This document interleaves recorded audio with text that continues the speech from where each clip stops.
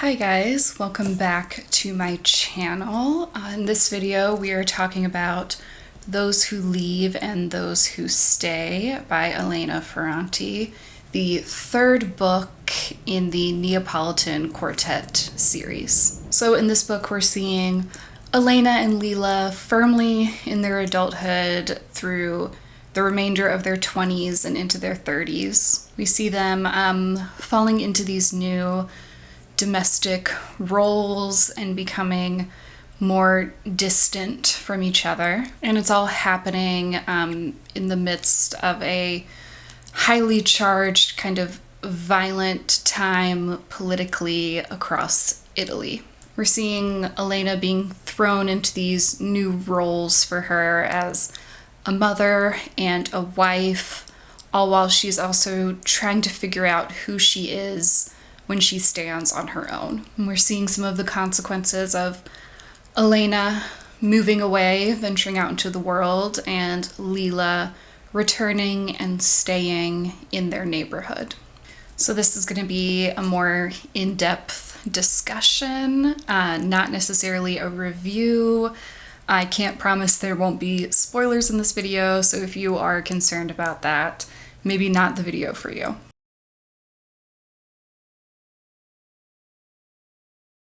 So throughout this book, we're seeing political tensions rising across Italy, and we're seeing both Elena and Lila's kind of consciousness of these things be raised as people that they know and have relationships are becoming players in this kind of ongoing war. And the actions are intensifying, things are getting more violent, even deadly in several instances. And everyone's kind of being asked to choose a side or to get out of the way to prove that they are going to be on the right side of this conflict between the communist organizers and the labor organizers against the fascists, the traditionalists. As both sides are infecting their lives, we're seeing all these kind of very interesting reflections from Elena and Lila on how much of what is going on in the broader world is their personal responsibility, and kind of weighing what their principles are worth, kind of in comparison to needing to live their real lives too. So the Solaras throughout the series have operated as kind of the fascist arm in Naples, and they respond kind of like the mob to anyone who opposes them. They're handsome, they have money and power to kind of hand out favors as they will.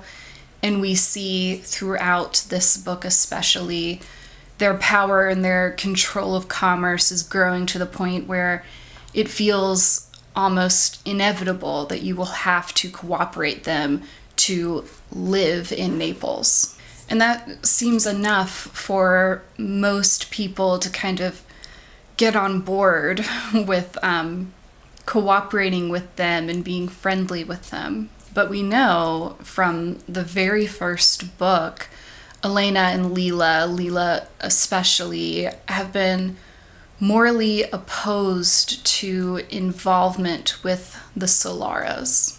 I mean, Lila felt this strongly even in that kind of girlhood period where some of the other young people of their age, sometimes Elena included, felt flattered by their kind of masculine attention. Her disgust with the Solara brothers and all they represent, the way that she has avoided allowing them into her intimate life, has really defined so much of what Lila has done, of the choices that she's made up to this point.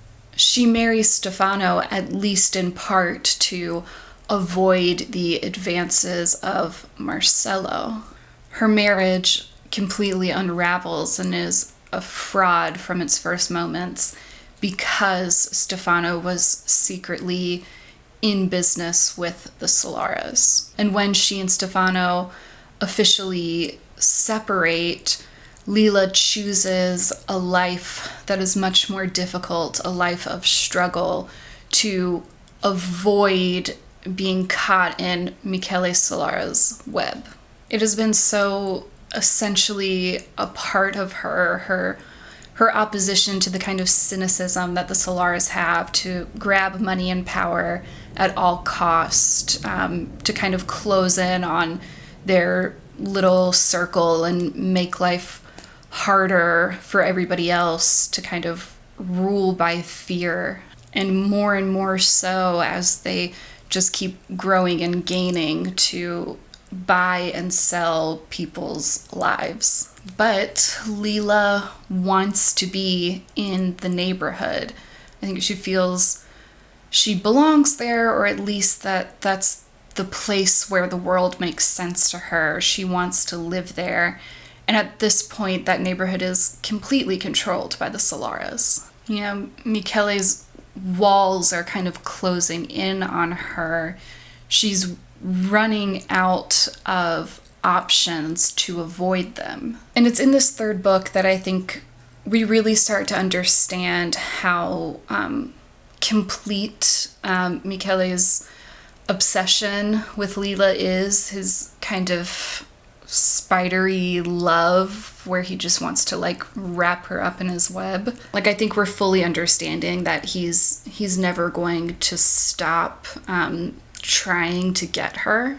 There's this part, we're kind of getting a glimpse into Michele's mind secondhand through the woman he is engaged to at the time, who knows that he doesn't really love her but loves Lila.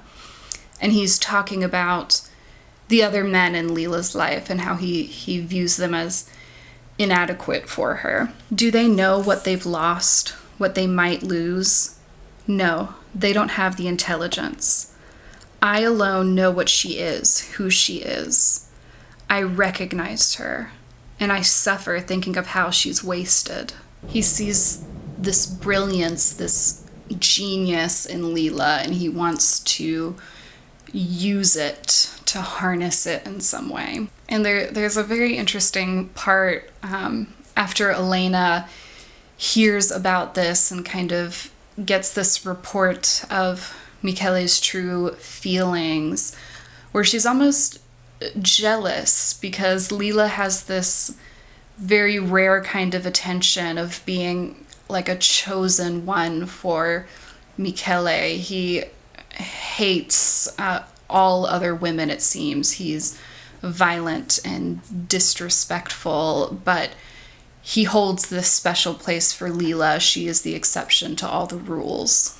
Which, you know, at this point in the book, I feel like Lila is maybe the only person who understands how not desirable it is to be someone's exception. But the bottom line is that Michele is never going to stop feeling this way. He's never going to stop trying. He's never going to stop pursuing Lila, trying to get her to work for him, to be in his orbit.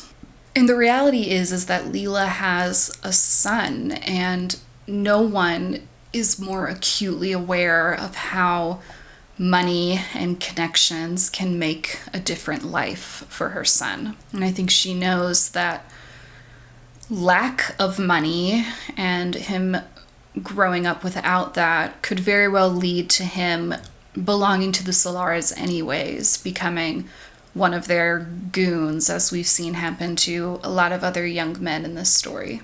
And so with all of this happening in the background and all of this long history that has been developed, Lila really shocks Elena with a decision to finally accept a job offer from Michele. She lets him buy her mind. She allows him to finally collect her, and she's getting a lot of money for it. And Elena's first reaction to this is quite indignant, but she finds that she can't judge this too harshly because her own family has become deeply involved with the Solaras since she's moved away. Her sister Elisa is in a romantic relationship with Marcello. All of Elena's brothers are working for the Solaras now.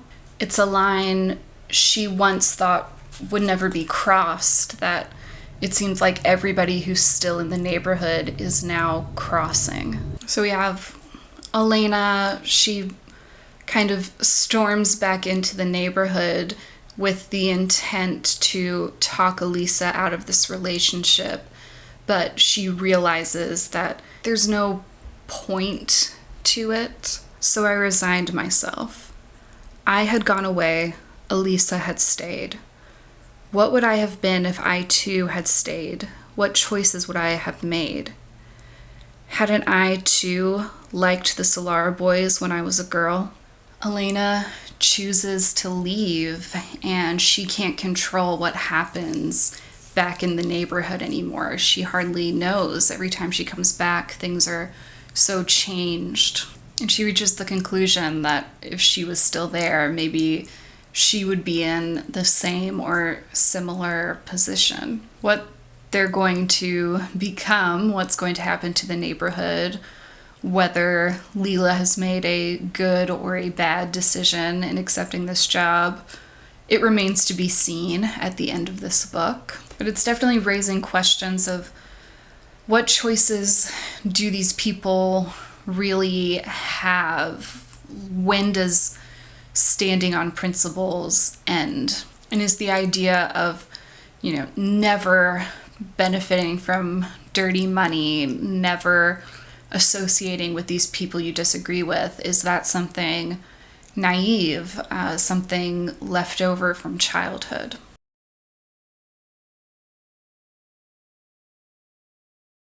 So let's focus in on Lila next. I think this third book gives us the most intimate glimpse inside of Lila and her internal mental struggles. We see in the first part of this book, she's kind of unraveling, losing her grip on reality, weakening. What we're seeing are these effects of trauma from this abusive marriage that she was in.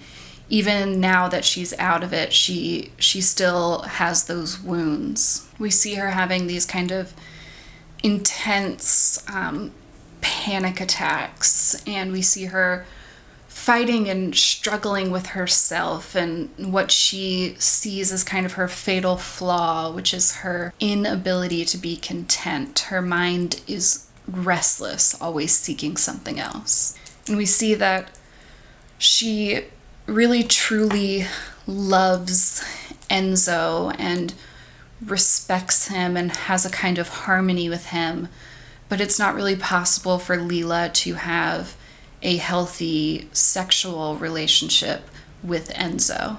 I think we're seeing an incredible portrayal in this book of how the rape that Lila experienced in the second book has echoes for the rest of her life. There's one part early in this book where Nino and Elena run into each other after having not seen each other for a while.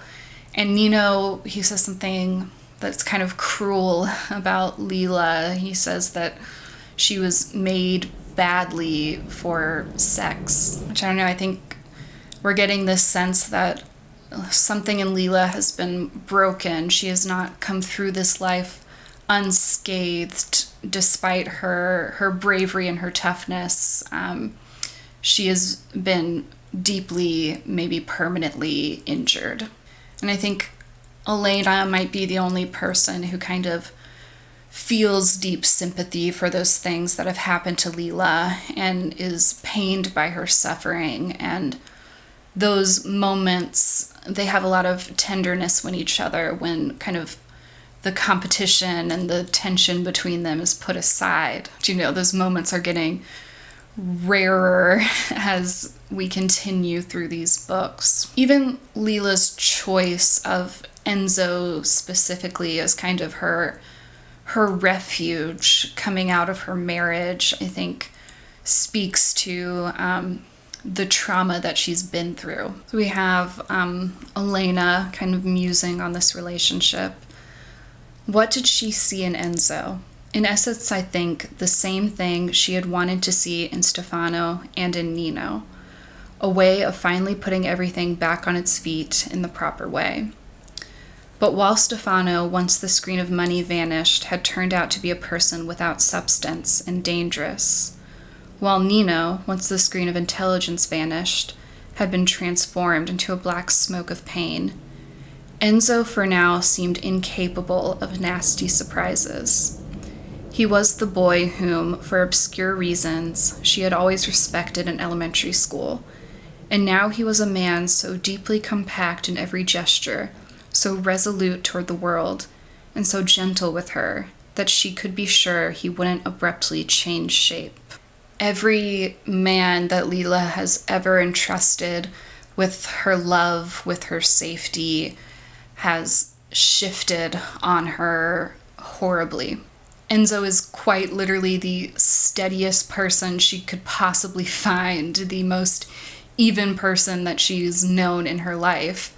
So it makes sense that she would choose him. We see all this in this rare moment of openness and vulnerability between Lila and Elena, where Lila kind of spills all of this out, all of that has happened to her since she left Stefano. And we as the reader get led into this too, this really beautiful moment of their friendship where they're really being open and they're not trying to prove something to each other, but just trying to give the truth. You know, it doesn't last long. Lila retreats into herself again, retreats into her secrecy, that part of her that keeps her motivations very hidden. And certainly her tendency to do that is another response to the trauma that she has experienced.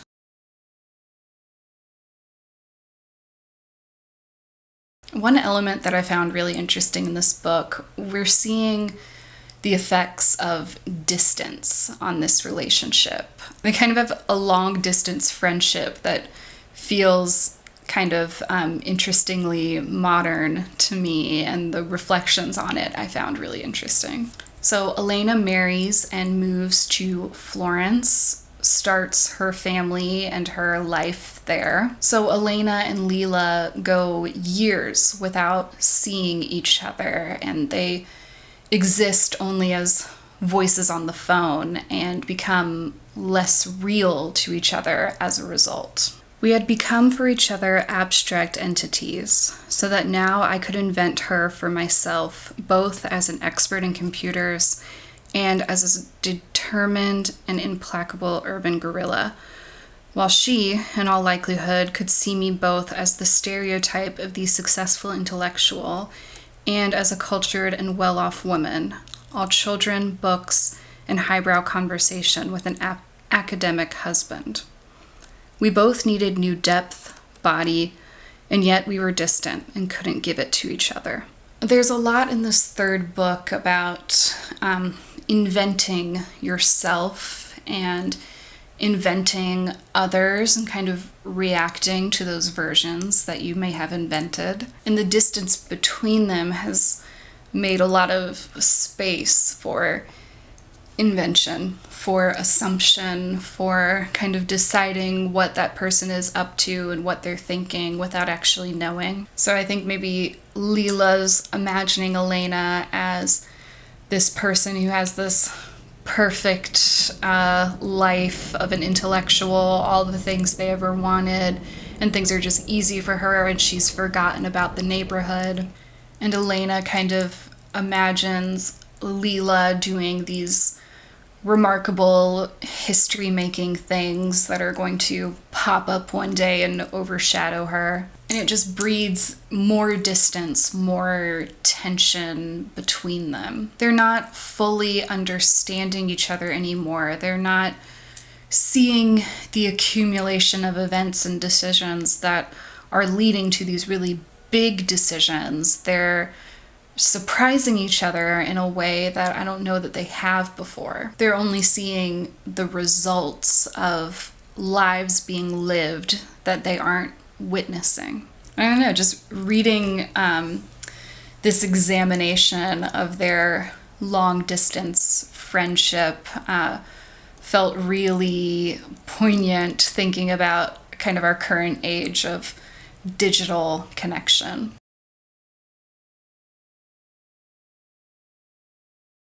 So Elena, I think in this book, more than any we've seen before, is undergoing really big, significant internal shifts in the way that she is thinking, unbeknownst to Lila. She's getting a lot of exposure to class dynamics, and she's understanding things a lot more. So Elena has married into this important, powerful, well-known family, the Irotas. And now, there's money, there's society, there's highly educated people all around her. I think initially she's kind of dazzled by it. She sort of models herself in the image of her mother-in-law. She works to kind of fit herself into this world. She even learns to kind of wield that power and influence, to use it in the period of this book where she's trying to help Lila get away from her horrible job at the factory and trying to get Lila and Enzo set up for a more steady future. She really sees and experiences firsthand what this kind of influence can accomplish in the world. And she finally gets disillusioned about the people who benefit from that influence undeservedly. And I think this is most represented in her growing disdain for her husband, Pietro. Well, Elena has spent so much time, her whole college career, all of that time, feeling inferior to people like Pietro, people who were simply born to what Elena had to work so hard to achieve. She has gone through a lot of her life feeling that those people were inherently better than her, inherently more intelligent, more informed, more modern. But Pietro, despite being the son of this important family, despite having all of these opportunities and education and knowing so much factually, he turns out to be a disappointment in a lot of ways. He's traditional and kind of unevolved in the way he thinks his wife should be. He's kind of a rigid and ineffective professor at the university. He's kind of the failed Irota. Even his own family begins to show that they think he's the lucky one to have gotten somebody like Elena to marry him. And it is such a needed lesson for Elena. She has to understand this to be able to change her life, because she has been a person who has bent herself backwards, molded herself into new shapes, changed everything to impress people like Pietro. It's so important for her to see that those people who seemingly have everything can also be inadequate and disappointing and can express behaviors that feel familiar to the people she grew up with in the neighborhood. She needs this to become a person independent of what she thinks other people want her to be. And we also see at least one moment of Elena seeing something good with depth that has come from her neighborhood. I think largely the focus that characterizes the neighborhood is this kind of violence that's born from it, this baseness. She's looking at Lila and Enzo in this kind of strange harmony they found with each other. And suddenly they seemed to me a couple in love, very happy, with a secret so secret it was unknown even to them. I saw again the courtyard when we were children. I saw her and Enzo competing to be first in arithmetic, as the principal and Maestra Olivieri looked on. I saw Lila, who never cried, in despair because she had thrown a rock and injured him. I thought, their way of being together comes from something better in the neighborhood. Maybe Lila is right to want to go back. So, I mean, Elena has such this habit of looking down and being ashamed of this world that she was born into, ashamed of her origins. And I think we're seeing her find something to appreciate there in the way people are. We're seeing her viewing her place in the world, her worth a little differently in this book.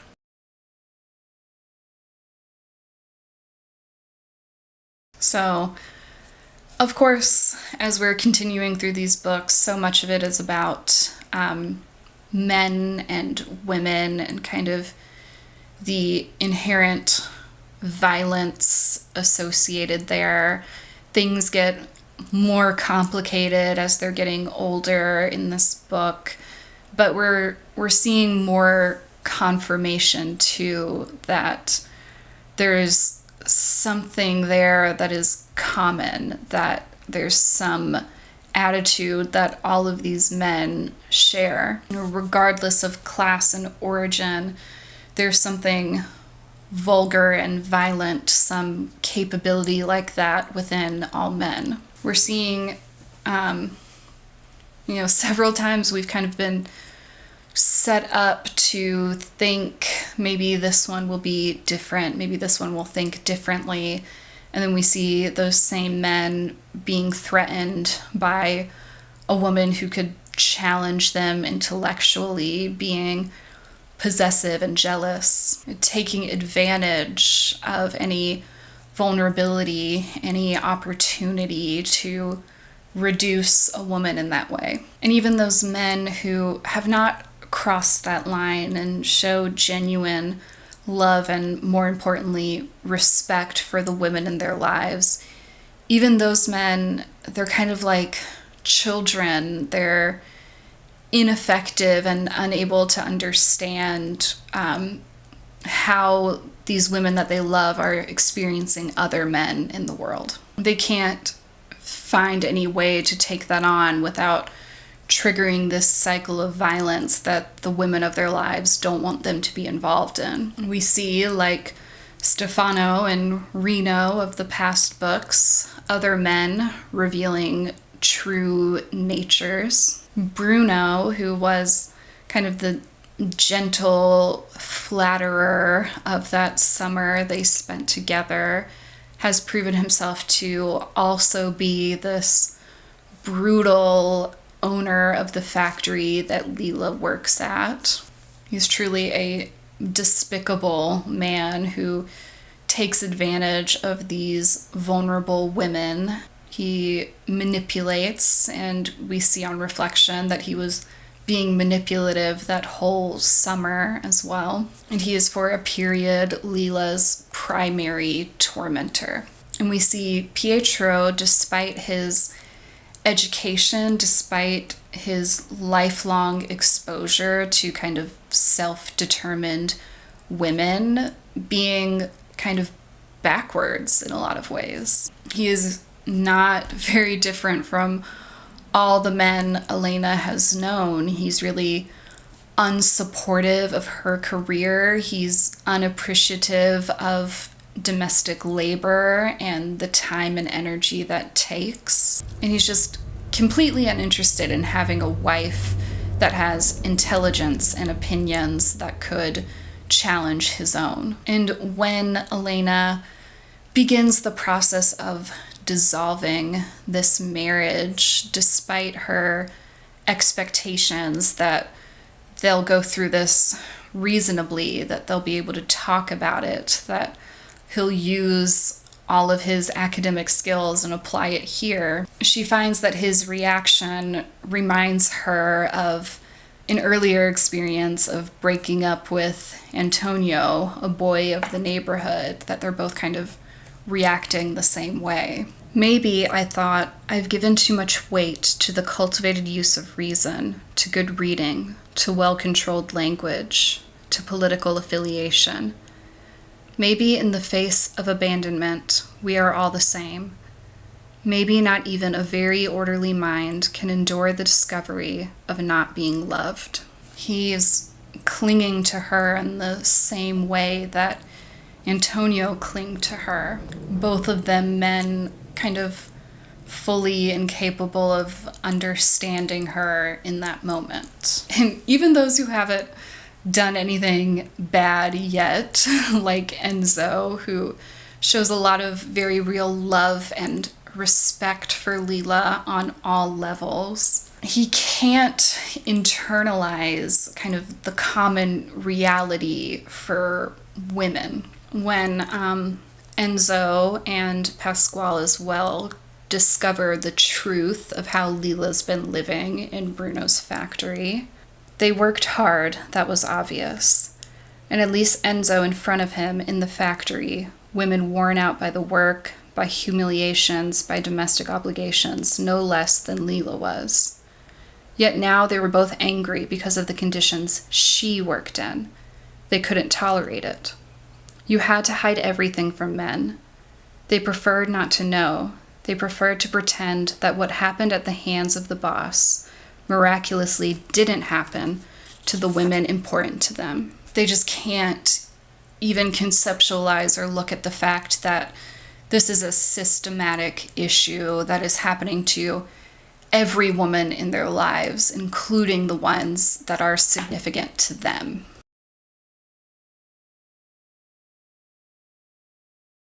So all of this combined with the political climate in the 70s is bringing Elena's thoughts and her work to the ideas of feminism. And we're seeing her begin to contemplate the common experiences of women. So Elena's marriage is not a happy one, primarily because her individuality, her career, her potential, her intelligence, it's all kind of suffocated by the domestic roles she has been put in. And this is not a unique experience, being a wife and a mother, kind of using women up, and these women having husbands who would rather keep them behind closed doors. She finds, despite everything, her role in the world is not so different than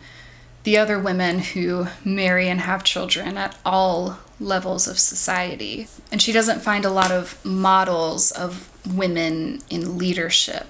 She's thinking here of her sister-in-law.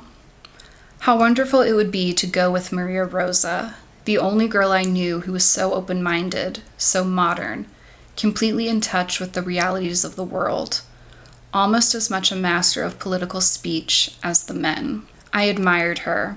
There were no women who stood out in that chaos. As in war films, there were only men. It was hard to feel part of it. You could only love them, adapt their thoughts to your brain, feel pity for their fate. Now, this is a time of political turmoil and change and potential, and Elena wants to be part of it. She wants to have an active life. There's so few models for her to follow, for her to picture herself in those spaces. You know, the periods Elena has of contentment, maybe more like resignation, those periods are short-lived. They're temporary. She has her daughters and she loves them, but Pietro uses them as a tool of control, a tool of keeping her there in this role. And we see her feeling kind of desperate after the birth of her first daughter, not wanting to have a second to go through that again. I found the isolation I had ended up in unbearable. I wanted to return to an active life. I hadn't slaved since childhood just to be imprisoned in the roles of wife and mother. So again, what did she do all that work for? Gain all of that education for? What did she train her mind to think for if she's never going to use any of it? Could she really come that far only to be a more elegant housewife? Ultimately, no. Elena can't live that way. And as often happens with Elena, she gets a bit of a model from Lila and Lila's relationship with Enzo. I got lost following Enzo, who could say proudly, "Without her, I wouldn't be able to do it." Thus he conveyed to us his love and devotion, and it was clear that he liked to remind himself and others of the extraordinary quality of his woman, whereas my husband never praised me, but rather reduced me to the mother of his children. Even though I had had an education, he did not want me to be capable of independent thought. He demeaned me by demeaning what I read, what interested me, what I said.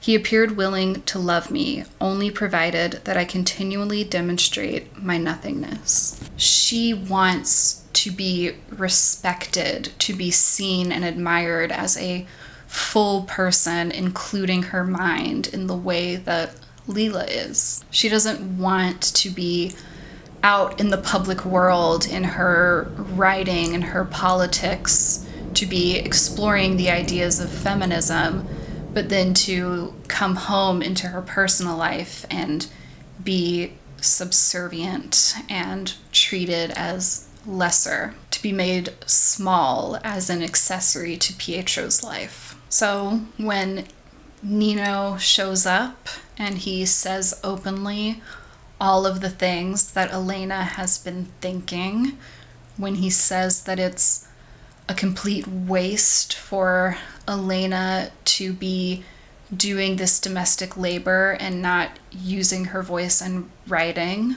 when Nino says that it is Pietro specifically who is wasting her, I mean, it's no surprise that Elena loves him.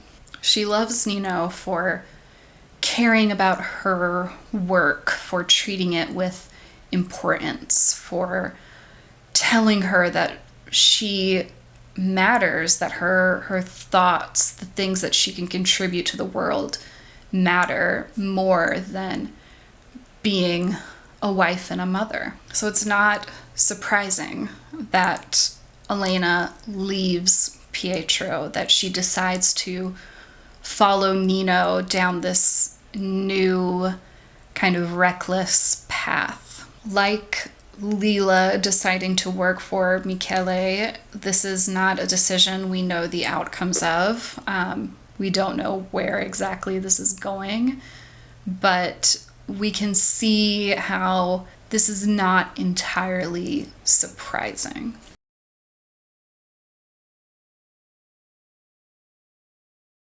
So Elena has spent her whole life defining and understanding herself and her identity in the terms of others. She's measured her success and her failure against Lila and also the imagined Lila of who she might have been if she had continued in school. She's understood herself by her ability or inability to impress these academics and higher society people that she views as superior. And she gets redefined again in this book as Pietro's wife and Didi and Elsa's mother. And the results of all of this is that Elena's a little bit frozen in comparing herself to others. She feels a little stuck, and she just doesn't know herself. She doesn't know who she is, what's true about her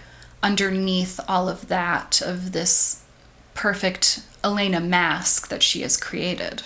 We see her really for the first time trying to find and create in Elena that is for herself and not for others. For the first time, she's trying to shed those ties, trying to stand on her own, and I think believing that she is capable of standing on her own, that she can be worthy and do something of importance without the ideas and confirmation of Lila backing her, without the influence of Pietro's family backing her. And she has something to offer the world that is worthy of notice all on her own. Become. It was a verb that had always obsessed me, but I realized it for the first time only in that situation. I wanted to become, even though I had never known what. And I had become, that was certain, but without an object, without a real passion, without a determined ambition. I had wanted to become something. Here was the point. Only because I was afraid that Lila would become someone and I would stay behind. My becoming was a becoming in her wake. I had to start again to become, but for myself, as an adult, outside of her. She's trying to find a purpose. She's trying to find her point. She's trying to find her own kind of greatness that she's seen so often in Lila. She doesn't want a stagnant life and kind of the predictable patterns of domesticity. She wants a still forming future. She wants to be something more, something beyond what she is today. And she's really recognizing and trying to undo the way that others have made her. She's looking back on her time in college when Franco, her boyfriend at that time, was kind of modeling her into the feminine of himself. She's seeing how maybe she's overcorrected some of the coarseness of her origin to kind of fit in with these more proper, elegant worlds. And she's really focusing in particular on how men invent women, how they take the women in their lives and form them into something, or how they write women in literature and form them into this ideal that doesn't necessarily reflect the reality of her experience of women. And it's these ideas that Elena's thinking through as she's undergoing this personal transformation that constitute her next work, this significant publication that is forthcoming at the time that the third book here finishes. It's kind of something that Elena has produced on her own with intention to produce something, a work that she completed with more faith in herself. And this book coming out into the world coinciding with her relationship with Nino, both of these things are Elena finally saying what she wants and taking it, to everyone's shock, because that has not been Elena's way up to this point. I loved Nino. I had always loved him. How could I tear him out of my breast, my head, my belly, now that he wanted me too? Ever since I was a child, I constructed for myself a perfect self-repressive mechanism. Not one of my true desires had ever prevailed. I had always found a way of channeling every yearning. Now enough, I said to myself. Let it all explode. Me, first of all. And I think in the second book, I talked about this in my video for that one, we see her recognizing this fundamental difference between her and Lila and how they express what they want, what they desire. And now I think we're seeing Elena make a decision that is very Lila-like, to run away with Nino. There's a disorder in it that is unfamiliar in Elena's life so far, but I think is very necessary no matter the outcome to whatever it is Elena is going to become. Okay, so there's just one more book left in this absolutely astounding series for me. Keep an eye out for that video coming soon. I'm both excited to read the final book and a little sad that I'm going to be finished with it soon. Yeah, please share your thoughts about book 3 in the comments, and thanks for watching this video. I'll see you next time. Bye.